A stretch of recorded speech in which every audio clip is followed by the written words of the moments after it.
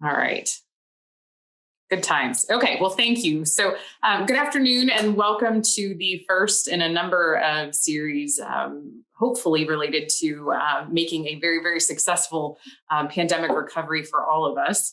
And so we're kicking things off, with a very important topic today, which is workforce in particular, and the role of workforce in economic recovery post-pandemic. So we understand that a lot of communities have been hit differently by the pandemic. And so we thought it appropriate to start off this series by talking specifically about solutions for minority populations and those who have been hit hardest due to the pandemic. So I have with me today three very, very well-versed individuals who I, in particular, have enjoyed spending a lot of time talking to, could talk to for hours. So I'm sure you will glean a lot from today's conversation. So we've got on the panel Mike Green with ScaleUp partners, Emil Ekiyor. Am I pronouncing that correct, Emil? Okay, close. Yes. Okay. With InnoPower and Ketuan Baldwin with Google. So I'm going to start off with Mike. Mike, if you could just briefly talk to us a little bit about who you are and what your company does. Yes, I'm a cultural economist, and I'm the chief strategist for the National Institute for Inclusive Competitiveness.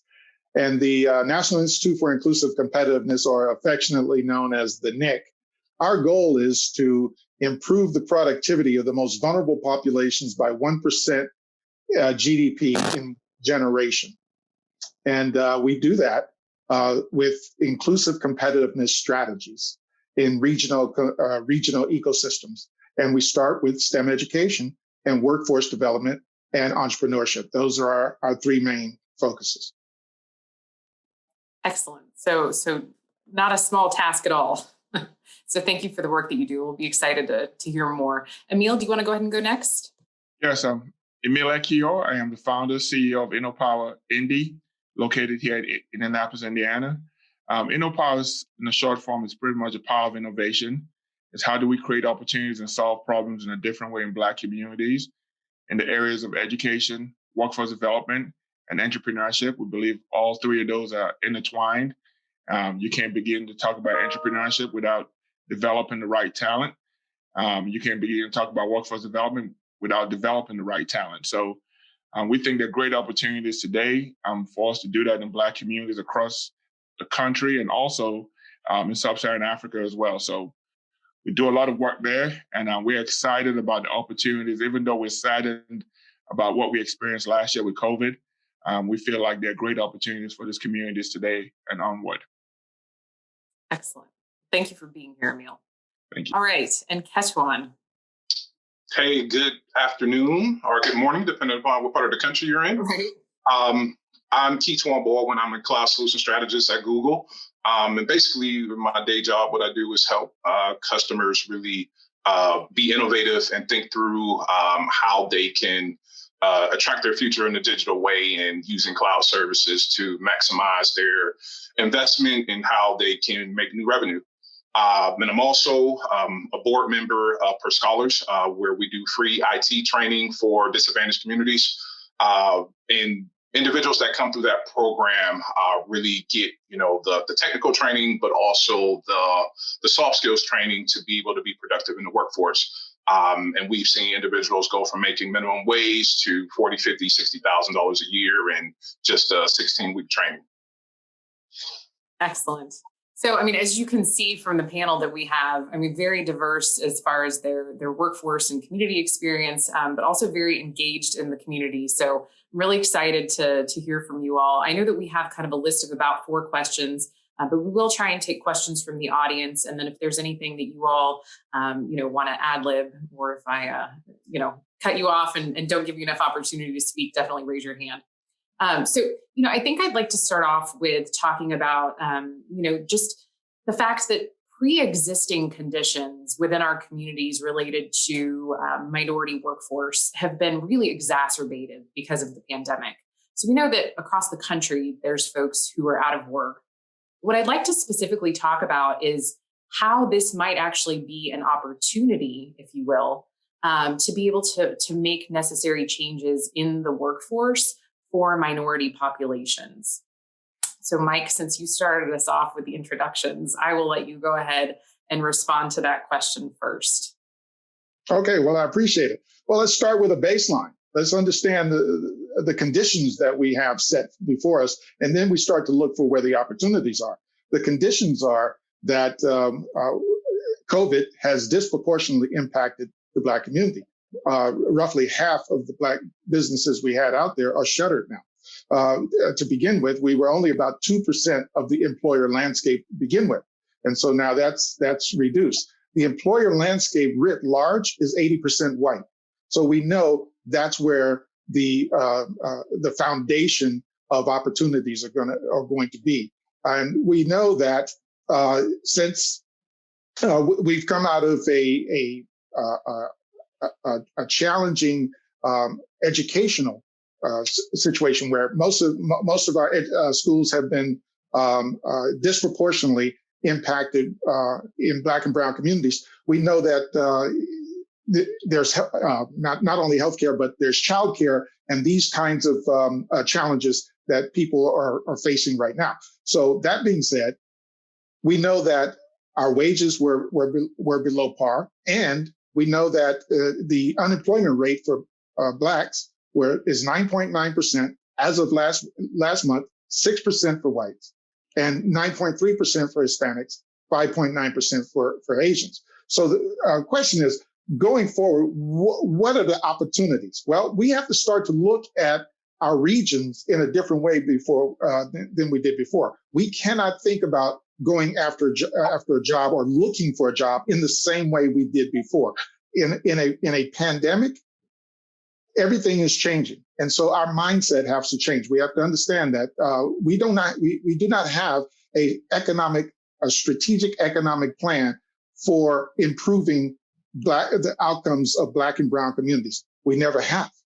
But there's an opportunity now for that to take place, because as new policies are being created, and we know that the federal government has created new policies across all 32 federal agencies that are prioritizing minority communities. We know that Congress just recently passed the HBCU Partners Act, which prioritized investment in HBCUs.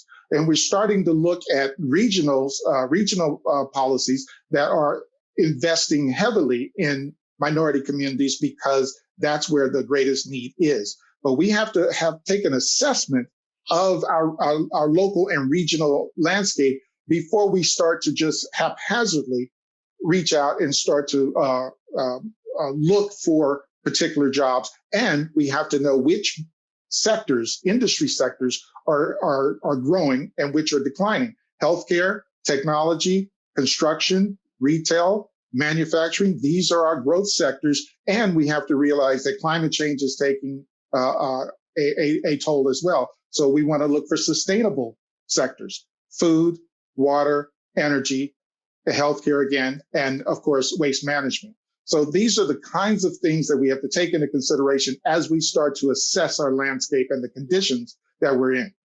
Does that make sense? No, it absolutely does. Very, very comprehensive. And I always love that you do such a good job of painting the picture in numbers too. That's very, very helpful for some of the geeks like me out there, Mike. So thank you. All right. So Emil, same question to you. Do you need me to repeat the question again? I know it's been... Please do. Mike does such a good job. I know. Well, and that's the interesting thing about the three of you. I mean, there's some overlap there, but you all are in very different sectors, if you will, for the communities that you're working in and so on and so forth. So anyway, all right. So the question was, pre-existing workforce issues have been exacerbated by the pandemic. Do you see this as an opportunity or a hindrance toward impacting necessary changes in the workforce system? I think it's definitely an opportunity because it highlights what hasn't existed prior to the pandemic.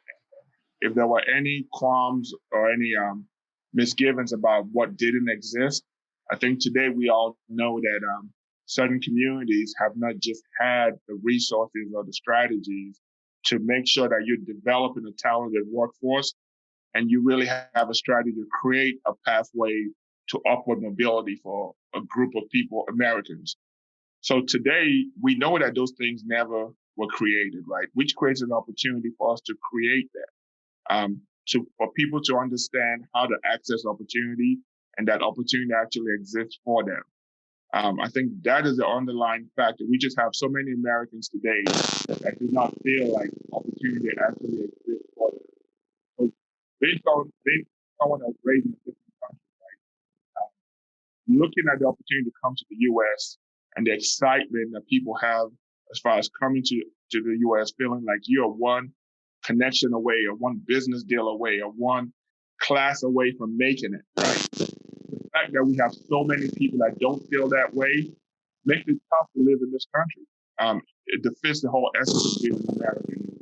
Feeling like you're one deal away, one connection away, one class away from achieving success. So I will say it creates a great opportunity, like Mike was saying, for us to establish the foundation, the infrastructure that supports startup growth and sustainability of Black businesses or minority businesses, but also define what does opportunity look like in this community? What is the youth experience? How are we getting educated? How are we funding education? And then how do we make sure that people have access? That's excellent. Thank you. See, you did fine. Mike didn't steal your answer. So, all right. So, Ketuan, how about you? What are your thoughts on that? Do you need me to repeat the question as well, or? I think I've got it covered. But if something, just let me know. So I do see it as an opportunity. I think what the pandemic has done it has exposed the issue to a national audience of how minorities don't have the same opportunities. Even just coming from like the point of transportation, a lot of minorities live in places where there aren't transportation systems and, they don't necessarily have the income to Uber to work and things of that nature. But what the pandemic has shown us is that, a remote workforce is valuable.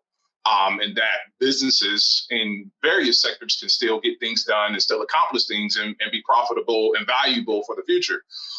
So that removes a barrier to work where some people, they can't afford a car payment or, they can't navigate to be able to get to work for whatever reasons. When you see those barriers removed, it creates opportunity for the most vulnerable people if they're able to do it from home. But you still have, some of these technical issues where they might not have a computer, they might not have access to internet, and those things still come along the same lines where it can be a hindrance, but I think some things are coming into place to overcome it. One of the things that are happening is, corporations are rallying around the issue where you start to see large corporations who are making strategic decisions to hire those who are most vulnerable. Like, hey, the Microsofts of the world, the Googles of the world are making really strategic decisions around recruiting minorities and being sure that, they have a seat in the table in the decision making and how they want to see their businesses, especially we're seeing that their goals are, hey, we want our business to look like the world. Hey, our employees, we have customers all over the world, so we want the individuals that work for us to look like the colors of the world in itself. So it shouldn't just be, Asians and whites in this tech industry. It should be more because they bring value, they bring different ideas, they bring perspective that will only be limited if we don't look at it at a larger scale. And I think the last point is that there are still challenges, but overall, I think we just have to continue the conversation and be able to overcome it so that we create new opportunities and we're speaking to the right folks and people are using the blueprint that already exists from, the companies, the organizations that have in place and being sure that it's communicated so everyone can create their own ideas that expand upon the blueprints that exist today. Oh, thank you. It's interesting. All three of you said completely different things, but there was a common theme there. And that common theme was that it is an opportunity provided that there is a deliberate response, right? So I think deliberation is the biggest key there. So, I know at TPMA, one of the things that we are trying to do, because we obviously work across the country, is to be able to implement DEI or REI initiatives into all of our work, whether it's a housing project or a workforce project. So to your points, right, I think if we look at things holistically, how we can plug in opportunities deliberately is the key there to take advantage of that opportunity. So, okay, well, moving on, I'm going to go to the next question. So we have a number of members of the audience who are either on workforce boards, they are community leaders, or we even have some individuals who work for universities who are on the attendee list. And so one of the specific questions that I wanted to be able to answer, to ask for them, is what might workforce boards and community leaders do to put policies in place which lead to positive change? So specifically from a policy-driven standpoint, Mike, what are your thoughts that communities and workforce boards can put into place to make positive change? Well, I love the question because right now, we're starting from scratch for all intents and purposes. We're starting from scratch. We have infrastructures in place, but those infrastructures are underutilized, undervalued, underinvested. And the bottom line is, if we fail to plan, we plan to fail. And we have planned to fail for the last 60 years, and we succeeded. We've continuously failed. If I ask any workforce development committee, any university, what is your pathway to prosperity for your most vulnerable populations in your communities right now? You know, you can determine who your top employers are. You can determine what your growth stage industries are in your community. You can also determine who your most vulnerable populations are and where they live. And if you go to locate the schools in any of these communities where the most vulnerable people live, we know that those are our worst schools. So we serve our most vulnerable populations ubiquitously with our worst schools in the richest nation on earth. That's got to flip. And it's not going to flip haphazardly. It's not going to flip organically. We have to plan it. We have to decide what is the pathway to equitable access to resources. What is the pathway to prosperity? Equitable ownership of homes, lands, businesses, IP. How do we create that as a workforce committee, working with in collaboration with universities, in collaboration with your SEDS plan, comprehensive economic development strategies plans. They blanket the nation. They're funded by the EDA. Everybody has them, and they have no measurable outcomes for communities of color. If we don't plan to invest and cultivate the raw talent that is inherent in our most vulnerable populations, they will become an economic drain on every region. And so either they're going to be an economic booster, and we're going to cultivate that talent, and they're going to not only enter our workforce in the growth stage areas of our regions, but they're also, if we teach them entrepreneurship, they'll also start enterprises, scalable enterprises, and create jobs. So we want both, those dual pipelines of productivity, but we have to be intentional about it, and it's not going to be intentional unless we have a plan. And when we talk about racial equity, I want to put something out there to the audience. Racial equity, most people think about equitable access to resources. That's the beginning. The end game is equitable ownership of land, homes, businesses, and IP. And we have to be thinking about that, and we have to measure it. And so the barometer of success of your economic strategies and your economic plans is how well are the most vulnerable people in your community actually entering into high-wage workforce jobs and creating startup companies and creating jobs and adding to your tax base and reaching the plateau of ownership. Those are some of your measures. They should be in your plan. No, it's good stuff, especially the ownership piece, right? There's so many implications in that even just from, buy-in and protecting your community itself. We all know that when we're bought into our community, that it's more successful across the board. So no, I really like that point. All right, so Emil, I'm just going to real quick. So what might workforce boards and community leaders do to put policies in place which lead to positive change? I think we all, first of all, have to agree on the premise that the more people we raise up out of poverty, the more it benefits everybody, right? Everybody wins when people are all making money, right? So if we agree on that premise, right, and we understand that is the world we live in today, the world we live in today is totally different from the world we lived in 1960 and 1965 during DSEG, right? We're living in a competitive world. And as Americans, if we want to be competitive with the rest of the world, then we can have a large portion of the population in poverty and without access and not being developed, right? We're losing so much human capital based on the status quo. So once we all agree on that, right, and say, look, it benefits me, you, everybody, if we have more people that have assets and have cash and are able to spend dollars and feel good about being an American, right? It also makes the country more competitive. So if we agree on that premise, then we can look at designing those pathways, right, differently. But I don't think we all have come to that agreement, right? I think we still live and sometimes still operate with the lens of the world we used to live in, right? And people don't understand. And I think it's mainly, I think most of the time it's mainly an American issue, right? I think our government, companies, organizations understand how competitive the world has become.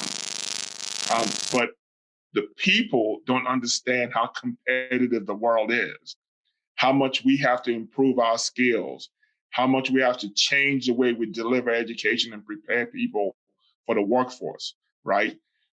We need to get people to understand that. And if we don't do that, we continue to lose ground. So again, once we accept that premise and understand that premise, and we start looking at how do we create these opportunities and engage the most vulnerable populations in a different way, right? How do we create opportunities for people to feel opportunity in a different way? And that's the number one thing I feel, right, is that we don't understand totally. When I say we, I mean everybody, all 300 million of people that live in this country, that we are living in a totally different world that is extremely competitive. People are looking for ways to beat our tails, right? And we need to understand that. And we need to understand the word we, right? That all of us together make up what's called America, right? And if we focus on lifting everybody up and we create strategies and tactics that not just focus on the majority of the middle class of our communities, right? Or the people that are able to kick down doors and speak for themselves. But we look at everybody as a whole, from rural communities to urban communities, to low-income communities, the whole nine, and how we lift people up. Unbelievable opportunities in the country. Like Mike said, a lot of it is underutilized. We spend so much money on nothing, right? So it is not a resource issue, right? We just spent $3 trillion on COVID, right? So it is not a resource issue. It's how we allocate those resources and how we look at our neighbors and people that live around us. So sometimes when you speak like that, people get scared of word and threatened by the term socialism. But this is free markets. This is everything about capitalism, right? Is how do I make sure that my neighbor can also spend dollars, right? How do I make sure that he can also see a future for him or herself? Because if they do, they'll contribute more to our society, and that benefits me as well. So I just think that's the number one thing that we all have to understand and look at the country we live in, the world we live in, and understand that we're living in a totally different world. We can't afford for 30, 40% of our population not to have access and not to feel hope or feel opportunity. That doesn't work. And I think Mike just put in the notes, every community has a plan. Every community has a strategy. Every region has a strategy. What they don't have is an addendum in that strategy that says, here's what we're going to do to make sure our most vulnerable populations are included. Here's what we're going to do to make sure our Black and brown folks in our communities feel opportunity as well, right? And that's where we need to be. All right. So thank you, Emil. How about you, Ketuan? What are you thinking as far as policies for positive change, specifically policies, kind of Mike obviously hit on SEDS, but when we think of like workforce boards or even education institutions or, businesses, right? Like policies in general, what are your thoughts there? So I think there's a couple of different things. I mean, I think there's always opportunities to create new policies, but I think the more important thing is that the policies that exist they're not always enforced. So there are plenty of policies that exist in communities, state level, within businesses, within government that exist that leaders just don't enforce. So I think we have to start there by continuously evaluating the policies and being sure that they're never stale and that they align to what the community needs. So, whether that's done on a quarterly basis or a minimum, a yearly basis, policies need to be reviewed. But at the bigger picture, a policy needs to be aligned to having the most vulnerable communities at the top of the list versus the bottom. When you're trying to solve, globally scaled issues or community scaled issues, if you solve for the hardest problem first, it makes it easier to solve for everyone else. So, just at Google, that's the approach that we take. If we can get information to people in third world countries that don't have internet access, they don't have, consistent cell phone coverage. If we can figure out how to get the information to them, then it makes it easier to get the information to the rest of the world that has access to everything. So the same thing can be done with workforce development boards. Like, hey, if we're solving the problems for our most vulnerable communities, then we automatically solve the issues for the middle class, the rich, et cetera, as you go up the scale. So it needs to be a priority to put them first. And if we don't do that, we'll always have that challenge. That is an excellent point. And it's actually something that I know that Mike and Emil and I had talked about a while ago in regard to the, I hate to use little, I don't know, but the whole rising tides or a rising tide lifts all boats. Yes. So, when we look at that, it's a saying because it's true, right? But also to your point, I genuinely think that it's an afterthought. People think about sprinkling some diversity dust on, policies after the point without considering that if we can lift up those most vulnerable, that it will be more impactful than the folks who are already kind of, just skating along. So that's a really, really good point. So we do have one quick question from the audience that I want to touch base on real quick before we move on. So Roxana says, Mike, thank you for your answer. I appreciate your underscoring that SEDS must not only incorporate economic development strategies geared specifically to minority communities, but also propose measurable outcomes and measurement procedures. Assuming that one SEDS contains all of these, do you have any suggestions for how one may collect data specifically from affected minority communities in ways that it is reflective of their needs? In other words, how can one go about making sure to include those who most need assistance? What are your thoughts there? Okay, and I know that was addressed to, I was gonna say, I know that's addressed to Mike, but if you guys also have thoughts, feel free to chime in. Go ahead, Mike. I'm gonna get real with you guys. You ready? We just had MLK Day. MLK wrote a book called Why We Can't Wait. 99.9% of the people in this country have not read that book, even though we revere MLK. We don't teach our children that book. We haven't read our book. Our policymakers haven't read our book. Our economic development planners haven't read our book. Our zoners haven't read that book. And I'm going to tell you what's in that book. It starts off with chapter 1. It's the Negro Revolution. Why 1963? And I'll tell you why 1963. Because it was the centennial of the Emancipation Proclamation, and the Negro was still not free, and the Negro understood that, and it was a joke to run around celebrating freedom when the Negro wasn't free. The Negro Revolution rose up in nearly 1,000 cities in that 1 year. It was a nonviolent direct action protest demanding 3 things, and this is what they demanded, and they demanded this even in 1960 when the black vote elected JFK over Nixon. Now, here's what they demanded. They said, we want to end segregation in schools. We want our kids to go to quality schools. We want to end discrimination in housing. We want to have access to houses and safe communities.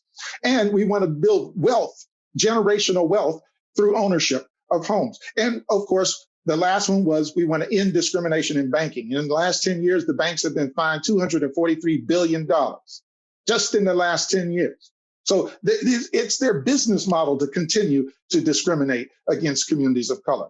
And of course, when we look at the ratio of home ownership to renting, that's easy data to figure out. That's easy data to get. When we look at the quality of schools that are serving the most vulnerable communities, that's easy data. If I did a list, a spreadsheet of all the schools that are serving my most vulnerable communities, they're all D's and F's. How do I flip that? How do I make sure that those are my top schools? Because here's what we're saying. We're saying to kids who are born through no fault of their own into communities and into families that have stress, high stress, distress, okay? Economic distress, chronic economic distress through no fault of their own. Remember in 1968, the Kerner Commission said white society created these ghettos. White society and white institutions maintain it. So we know we're not, this is not an afterthought. This is a deliberate, intentional oppression of these communities because you can't do it ubiquitously by accident. That's by design. So here's what we need to do. We need to understand what the Negro Revolution said. When Dr. King died in 1968, the revolution didn't die with him. And that is, we need to flip the quality of those schools. That is the access point for these kids who are born into generational poverty. That is their escape route. And we own that. And so we know how the funding goes, right? $694 billion are funding the public schools. Well, guess what? The states put in $327 billion. The local taxes are $312 billion and $55 billion by the federal government. $55 billion by the federal government. We found $3 trillion in our couch cushions when we need it. Those schools could be the best schools, and they should be the best schools serving our most needy. The housing, we should be having a plan, a strategy, ensuring that every family has a pathway to own home ownership. Fannie Mae, Freddie Mac. I mean, come on. We're not crazy. We're not stupid people. We have the ability. Silicon Valley can solve any doggone problem they want. Elon Musk, he can send people into space and bring the rockets back. We can solve problems. We haven't solved this problem because there are people on the other side. Remember that 81 million that went one way, there's 74 million that went the other. There's 74 million that want to maintain the status quo, while 81 million want to build an equitable, inclusive America. This is a war, and we have to fight for the progress that we expect and desire to make for the most vulnerable populations. And oh, by the way, again, I'm going to reiterate this point. If we do not invest in cultivating that talent and bringing them onto Team USA so that they can increase our global competitiveness, then they will become an economic drain, and we will waste that talent. No, that's a great point. And, honestly, before we jump off of this policy question, there is something that I'm kind of wondering, Ketuan, if you might just talk a little bit about the work that you're doing in Ohio, because I think that is a perfect example of how a state government can be deliberate, right, about how they are putting plans and programs into place to affect change.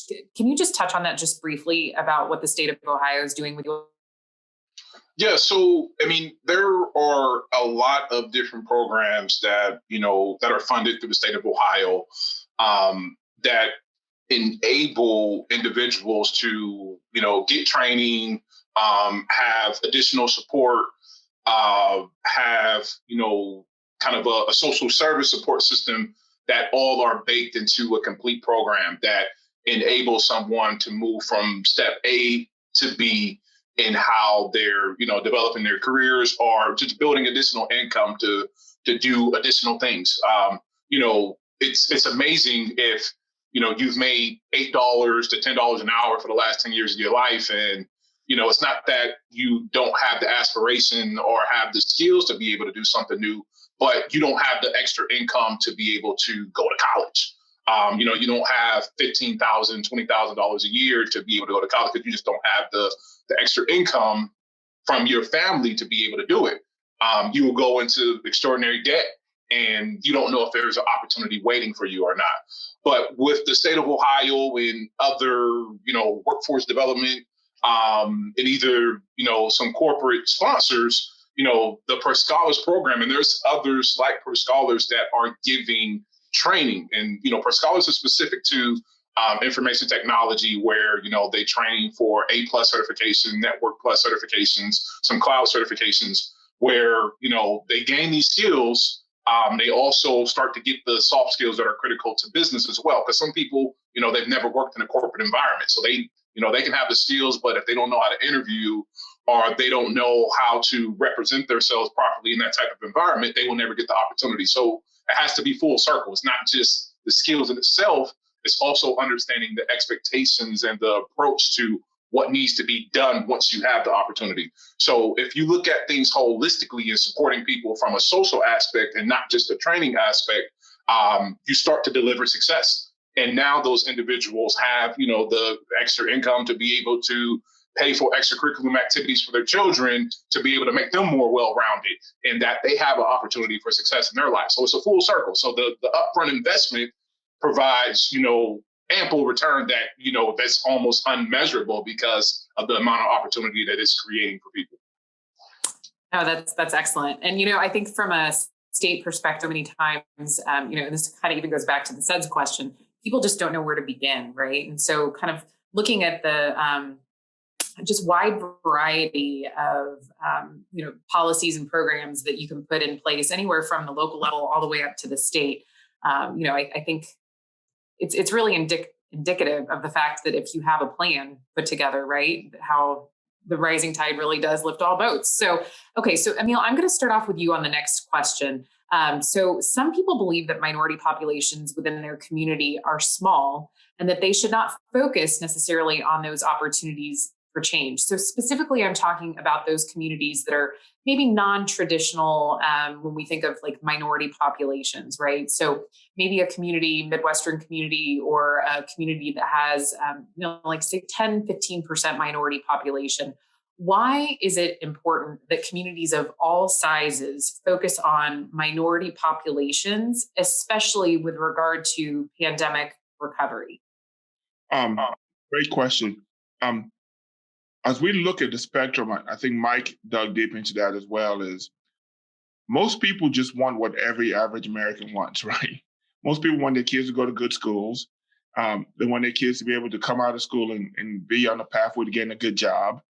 They want to be able to work, go on vacation, retire, and be able to take care of themselves when they retire. So the basic American dream and everything that goes with being an American as defined by everybody. If you go to a foreign country and ask them, they will define what it means to be an American for you. So most people want that. I don't care if you're black, brown, whatever color you are, whatever you believe, you live here because you want that same thing. I haven't met too many people that said, I don't want that. So understanding that and saying, how do we create opportunities for people to access that? All people in my community. Right? I don't care if you have 5% minorities or if you have 50%, right? Everyone in my community should be able to have access to opportunity. So the same things, and the SEDS point is such a big point, right? Because I don't want people to feel like this, that we're trying to reinvent the wheel or you have to change so much. You really don't. You just need to take the plan that currently exists and make sure everyone has access to that plan. And you understand the barriers people may face to access that plan. And when you do that, you have a thriving community. I mean, there's no if buts about it. When you have a community that feels like they have access to opportunity, where they have all the resources to excel, right?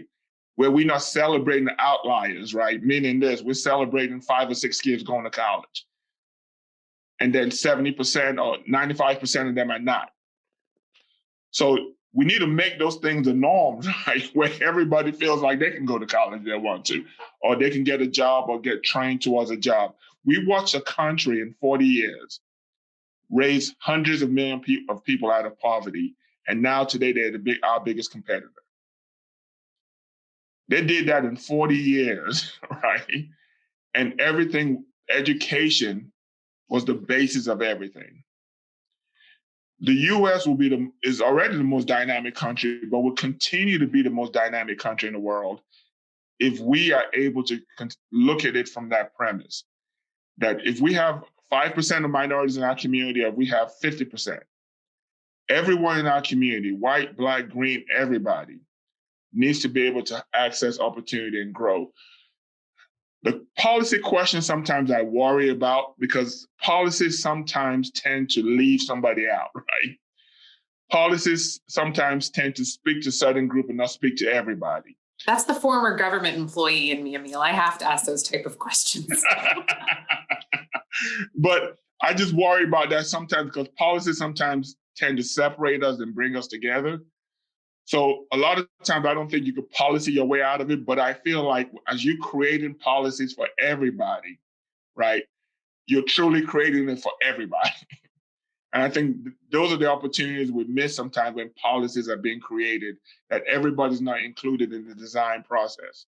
So I tend to create policies from my experience and my environment and what I know, right? So I don't mean to exclude you from it, but I don't know anything about your journey, so I don't include you in it, right? And I think those practices have consistently happened to where we are at the point we are today. So let me tell you, that was the whole reason actually that I asked this question. I was on a phone call a couple of weeks ago with a state, we won't name which state, and one of the people, very well-intentioned, I believe, that were in the audience asked the question, if we only have, 5 to 10% of our community is minority, how do we reach out to them was the first question. And then should we spend, and I'm not kidding, this is actually the question, should we spend the time and the resources to try and create programs specifically for such a small piece of our population? So that was where this question came from. So just a little bit of background there. So Mike, I will let you maybe speak to that. So why should we focus on a very, very small percentage of our population if we live in one of those communities where we don't have a lot of Black and brown people? Oh, my word. I live in Oregon. Oregon was established, for those of you who don't know, in 1859 as a white utopia. It was the only state that actually joined the Union with a clause in its state constitution that said Black people will not live here, period. So even though it was a slave-free state, the reason it was slave-free because they didn't want you bringing Black people in this state. At the end of the day, history tells us the answers to this question. In 1865, you had 4 million newly freed Black people entering into a whites-only citizenry. We were not citizens of this country, and we were an extreme minority. Why do anything for us? Why? But here's what happened. The white radicals because they thought radically, it was a radical idea to change the nation from a whites-only citizenry to a multicultural inclusive society. And what they had to do in just 7 years, 1865 to 1872, they had to do something. They had to do something really radical. And this is what it was. It was the prioritization of the political and economic empowerment of Black people. White people did this. The prioritization of the political and economic empowerment of Black people, the most vulnerable populations. White people did that. I cannot emphasize that enough. They didn't have to, but they did. And here's what they did. They changed the Constitution 3 times. They created the Civil Rights and the first Civil Rights Act, 1866. There's been 8 since. They helped us build HBCUs. We built 100 of them in 100 years. They opened the door with the Freedmen's Bureau to give us some sort of economic empowerment and education. And guess what?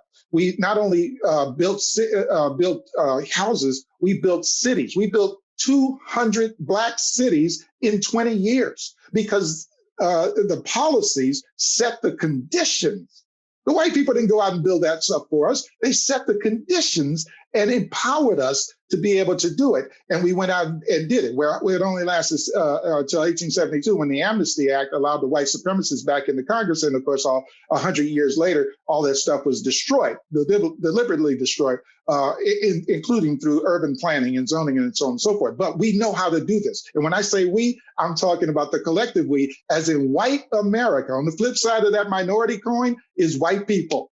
They built this nation for them, for the beneficiaries of the status quo. The question is, if you want the rest of us to join with you and to be part of this nation in a inclusive society that's competitive with the rest of the world, and that we're all part of the Team USA, then you got to do exactly what the white radicals did in 1865 through 1872. You've got to prioritize the political and economic empowerment of the most vulnerable populations. And guess what? When you do that, you teach us any game, and we not only can play that game, we can dominate it.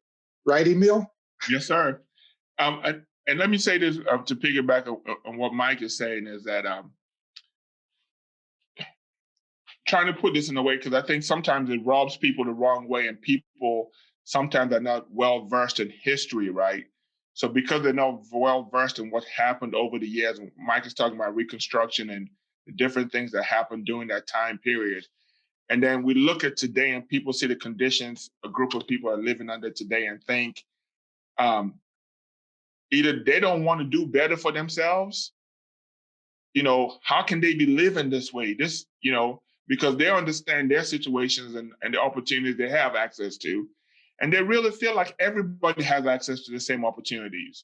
And if people are not doing better, they must not want to do better. And a lot of times that's because people don't have access and a true understanding of the historical context of how people got here today, right? So, and that's the fault of the way we've all been educated in K-12 and what we learn in history or don't learn in history, right? But in my deal is when people understand historical context, people have more empathy on how people ended up where they are today and are willing to make change, right? And I think that's part of what the world we live in today that becomes so tense when you have conversations like this, and you can't even have this kind of conversations because people get so bent out of shape about it, black and white, right? But I tell people all the time, when, like Mike just explained, when you really go back and look at the historical context, you tend to have a better understanding of how things ended up the way they are today. And you feel better about fixing things and understand that we don't have too far to go to fix, right? The things that we have to change are not just, we just have to all understand that the term Team USA, right?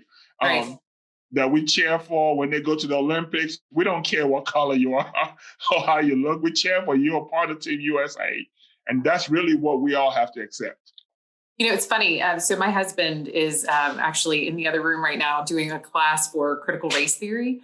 So he works for the U.S. Army, and he's a senior leader attending one of their universities. And so I just find it really interesting that even at the Army, they understand that, collectively, we need to be able to support and bring one another up. So anyway, so I just thought it was very timely that he was having that class in the next room. So real quick, Emil, I have one other question for you, but before I do, Ketuan, I'm just going to throw this bug in your ear that I'm getting ready to ask you a question. So I want to talk a little bit about tech specifically, because I know a lot of times we talk about jobs, but we don't really quantify and talk about what type of jobs we're looking for. So I want to talk to you just a little bit about tech and tech opportunities and how communities can create those opportunities. But before I do, Emil, I want you to kind of just elaborate a little bit more. One of the comments that you have made in previous conversations with me has been not just how important it is that people of minority populations, youth, the whole nine yards, that they are considered in policy creation, but that they are involved in policy creation. So during our conversation, you really talked about how important it is to connect with specific members of the community for that policy creation. Can you talk just a little bit about that? And then I'll hand things over to Ketuan. Yes, I really believe most people, right, are not bad people. People don't just sit back and say, I don't want this person to achieve, right? People just approach things from their experiences and what they know, right? So I make a decision based on how I was raised, how my family has been raised, my network of folks, the conversations I've had, and that is what I operate from, right? Because that's what I know. So if you're in a room and everybody thinks like you and everybody has the same experience as you and background, well, the policies are going to come out looking like the way you expect it to look, right? And because we don't have those rooms or we don't engage people as a whole to make sure that we are getting insight from everybody's experiences, right? So we make the best policies that includes everybody. I think that's continuously is how we approach things and why we always come back to fix things, right? So a great example of this is Super Predator, Three Strikes You Out in the 90s, right? At that time, when everything was happening, most people felt like, wow, we need to do something. And the answer was locking people up for crack cocaine and drugs, right? Decades later, millions, a whole generation of African Americans, were left behind, right? And the unintended consequences from that had people who everybody felt had an affinity for the Black community, right? That made those decisions. Nobody accused the Clintons of being racist or anything like that. But we see the results from those decisions. And as we look at those kind of decisions and how we make decisions like that and not knee-jerk reactions to things, so we look at the opioid situation today, right?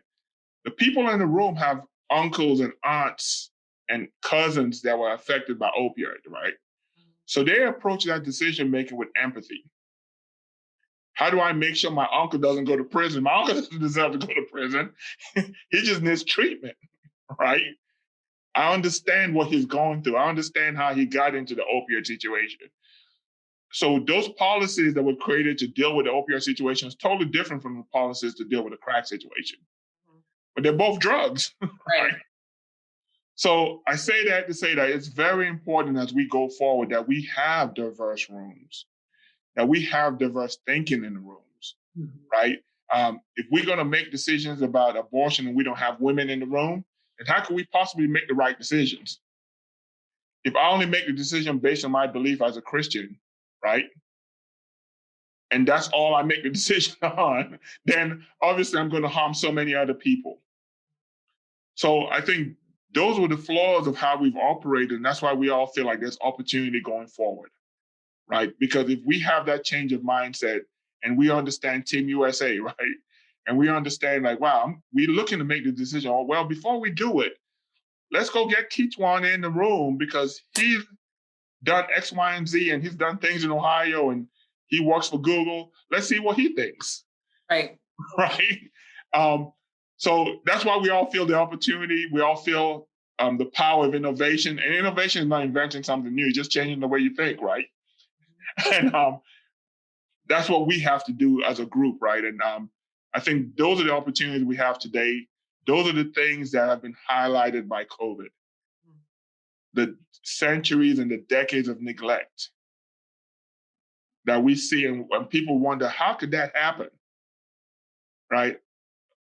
How could that really happen? As people are really worried, how do we live in a world that happens when that has been building up for so long? It just didn't happen today.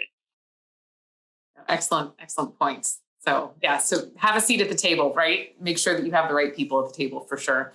So Ketuan, I know I gave you plenty of time to think about that, but I know as an economic developer, tech jobs and communities are something that every economic developer thinks about.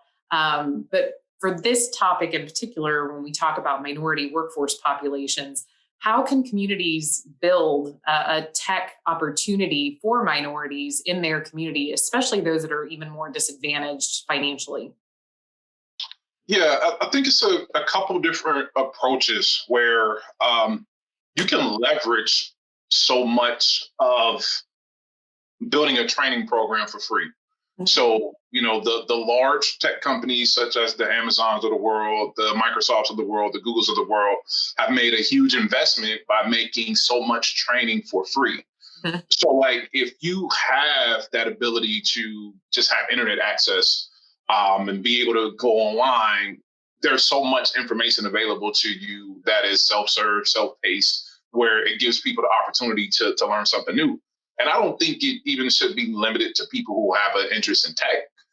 Just understanding some of the technical skills can help you as a developer, can help someone else in other industries to really rethink how they can make their job better, make things easier for their customers to order, or whatever the case may be. It should become a core skill in how you run a business, how you operate government, or how you manage a nonprofit. Technical skills are becoming critical as like reading and writing and math. It's Right. not just an extra curriculum thing now where you can just put all these tech junkies in a corner. It's becoming critical at how we operate, because every industry, regardless if you see it or not, is going through a transformation. And the companies, the organizations that are late towards this transformation won't exist. So they have to, just like this meeting we're doing now, we're doing it on Zoom. Traditionally, you probably would have been like, hey, come to whatever city and we'll do a panel discussion. We'll rent out a room somewhere and invite, 150 people. But that's no longer a scalable thing, because now people all over the country have the opportunity to participate without having the high cost of, having to drive there, get a hotel, and missing out on other critical business activities that they may have in the later half of the day. So, this technology has enabled us to do something new. But just going back to your original question, like the way technology is changing, like some communities may have had a long history of manufacturing. And what they have to think about is like, how do they lead that change as manufacturing changes and becomes more digital and goes through a transformation? So that domain experience, those years of manufacturing experience for 30 plus years, will become critical when creating the technology that will lead the way for the future.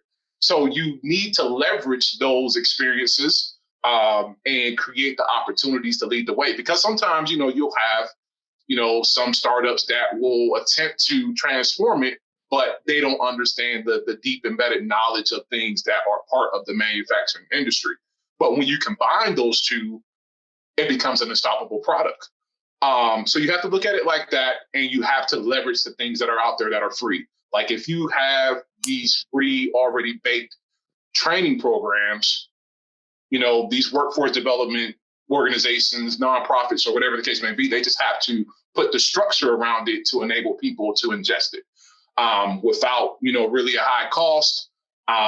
It's just, really understanding what's available and digging into it and structuring it for the community needs. That's really good. I especially like the leading the change piece, right? I think if there's anything, and we're going to get to closing comments here in just a second, but I think if there's anything that I would take away from today, it would be that, you have to lead deliberate change, right? So to your points collectively, I think it's just kind of indicative of the fact that, these things aren't going to happen on their own. The pandemic does sound like it might be actually creating some opportunities because of the spotlight that it's put on some of the more vulnerable populations. We already knew that they were vulnerable, but it became even increasingly more obvious that they were, and that we needed to set up some plans and programs to make sure that we were deliberate about bringing those things and leading that change, right? So, okay, so we are coming up on 2:00 Eastern, and I know I said I would get you guys out of here no later than 2:15. So we'll have a little bit of an interim break before we start for our youth panel at 2:30. So I'll give each of you about 5 minutes for closing comments, if you would. So we'll go ahead and start with Mike. Mike, I know you put some notes, I think, in the panelist group, and so we'll appreciate that. One quick thing before I hand it over to you all for closing remarks. I do want to let the attendees know we'll be sending a wrap-up email with all of the key points and the major discussion items throughout the event. And for the panelists, if there's anything that you want to add beyond the closing comments that we'll have an opportunity for you to make here in just a second, please feel free to email us and let us know that. So Mike, we'll go ahead and start with closing comments from you. Well, I want to thank you very much, Andrea. You've been a great facilitator, and I want to thank my esteemed panelists and the audience for joining us here today. I'm reminded of a speech in 2017 that Detroit Mayor Mike Duggan gave. And he had assembled all the business leaders, the foundation leaders, the education leaders, the movers and shakers, the institutional drivers of the economy in Detroit, the investors, the bankers. These folks had widespread influence and impact. He assembled them, and he gave a speech that I recommend everybody watch. It's on YouTube. You just Mike Duggan Mackinac speech. He gave a presentation that started with, here's how we got to where we are. Detroit is 90% minority, and it's in economic distress. But it used to be 90% white, and it used to be what they call the arsenal of democracy, and it used to be a wealthy city, and it went through a series of race riots and white flight. In fact, in 1967, 67,000 white people left Detroit in 1 year. The following year, when Dr. King was killed, another 80,000 left that city and took the wealth of that city with them and left that city high and dry. The challenge that Mike Duggan had was rebuilding. The challenge he had was to develop economic strategies that were going to capitalize on the strength of that city. And the strength of that city was its human capital, its talent that was underinvested, underutilized, undervalued. But once they started to invest in that talent, all of a sudden things changed.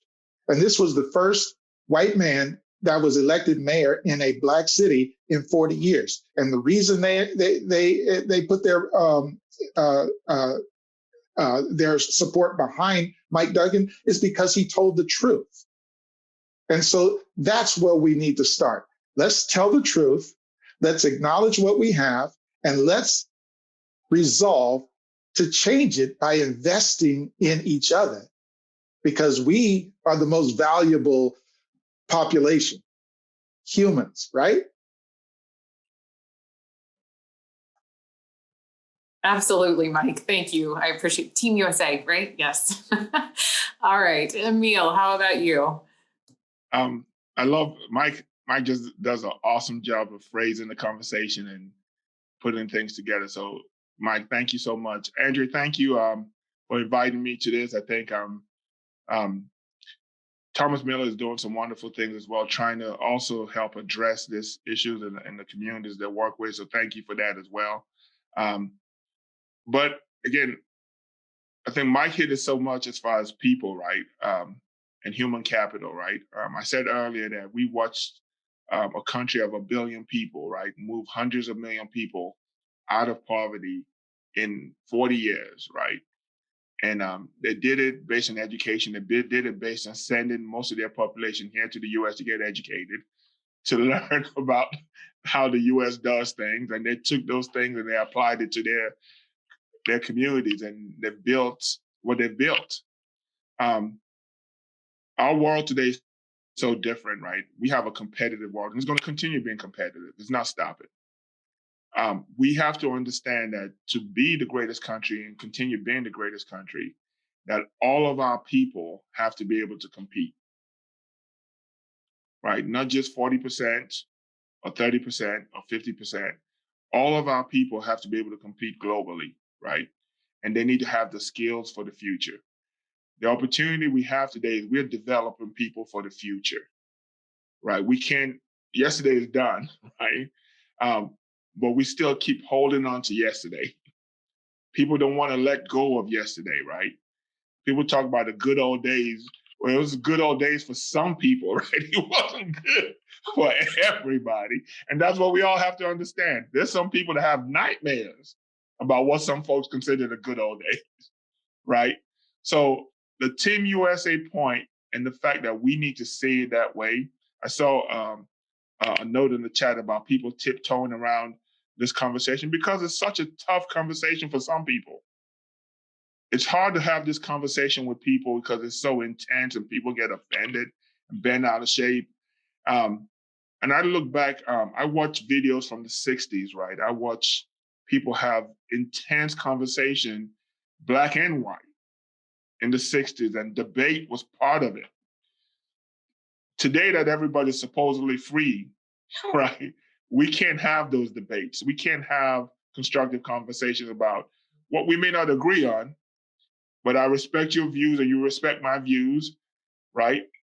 So I say all of that to say that the issues that we're talking about today, it's a global issue. A lot of communities across the world are trying to figure out, here's Muslim, here's Christian, how do we live together, right? Here's Hindu, here's Buddhist, how do we live together, right? What we're going through as far as in the US is just a color thing, right? We've defined it that way. Here's white, here's black, here's Hispanic, here's Chinese, how do we live together? We all have to get to a point where we say we're all Americans, and what does it mean to be an American, right? The pursuit of happiness, everything we talk about, right? Everybody wants that, not just a few people. Everybody wants an opportunity to have opportunity, right? We just see that so many people today have just come to feel like, well, I can't get that, so why even try to get it? So I'm excited about the opportunity we have today to prepare people for the future, because we have no choice, right? We can't do yesterday's stuff. We have to prepare people for the future. And Mike said it best, the biggest thing we have is human capital, the biggest assets.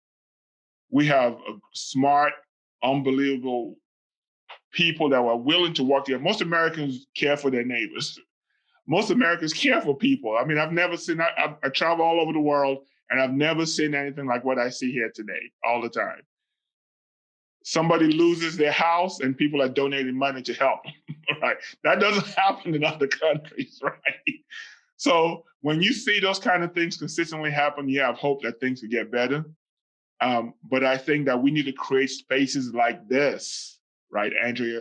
The space that your company has created for us to come up and share what we're sharing is not a space that's readily available for us to go in and talk like this.